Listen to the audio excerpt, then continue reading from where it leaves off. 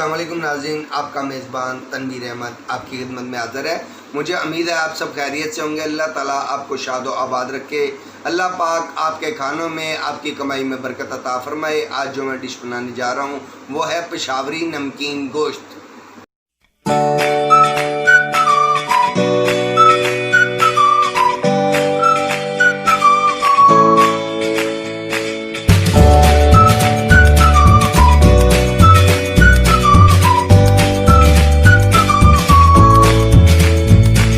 Cooker में 1 cup oil लेकर उसमें 1 केजी मटन डालकर इसको अच्छी तरह भूनूंगा। यह मैंने कम से कम 15 मिनट तक भूनना है।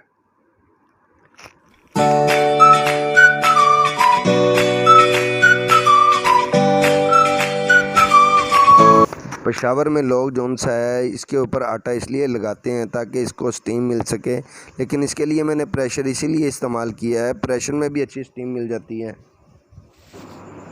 आपने कम से कम 15 मिनट इसको घी में अच्छी तरह फ्राई करना है और इसको अच्छी तरह भून लेना है।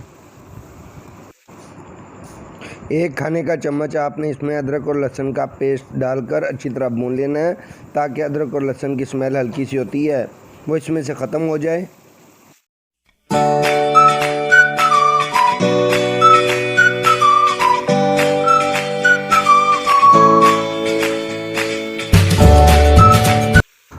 आप इसमें 1 टीस्पून नमक डालकर इसको अच्छे से हिलाएं और अच्छी तरह भूनते जाएं।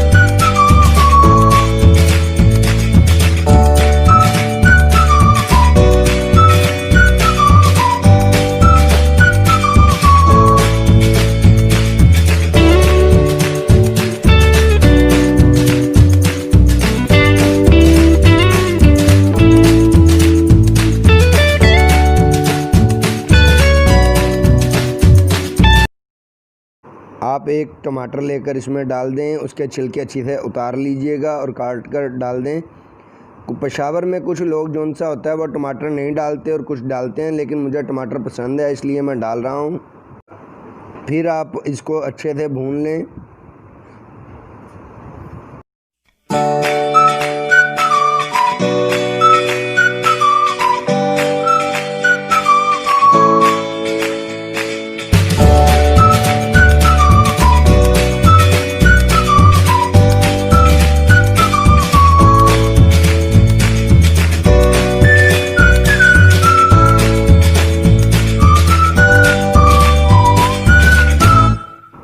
आप इसमें 1.5 गिलास पानी डाल दें।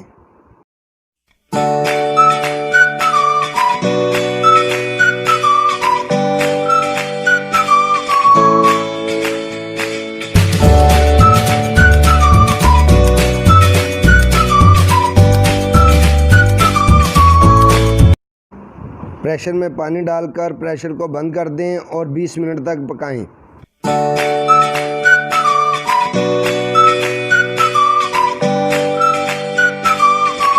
20 मिनट गुजर चुके हैं और मैंने प्रेशर को खोला है। माशाल्लाह बहुत अच्छी खुशबू आ रही है। गोश्त पककर तैयार हो चुका है और माशाल्लाह बहुत प्यारा बना है गोश्त। इसमें हल्का सा पानी है, मैं आंच तेज़ कर इसको खुश्क कर लूँगा।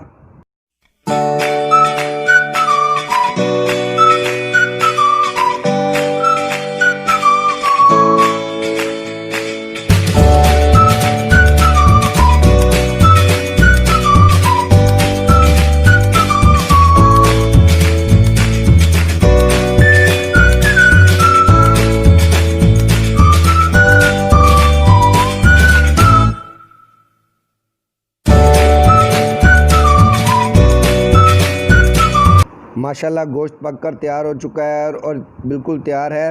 अब मैं इसको प्लेट में डालूँगा।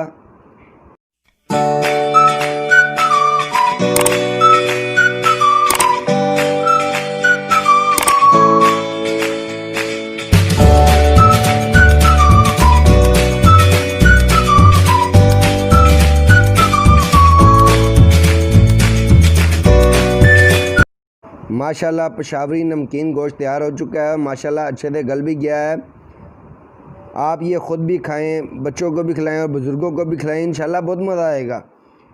अगर मेरी डिश आपको पसंद आए, लाइक, सब्सक्राइब और बेल आइकन को नई वीडियो के लिए ज़रूर पुश कीजिएगा। अस्सलाम वालेकुम, आपका मेज़बान तनवीर।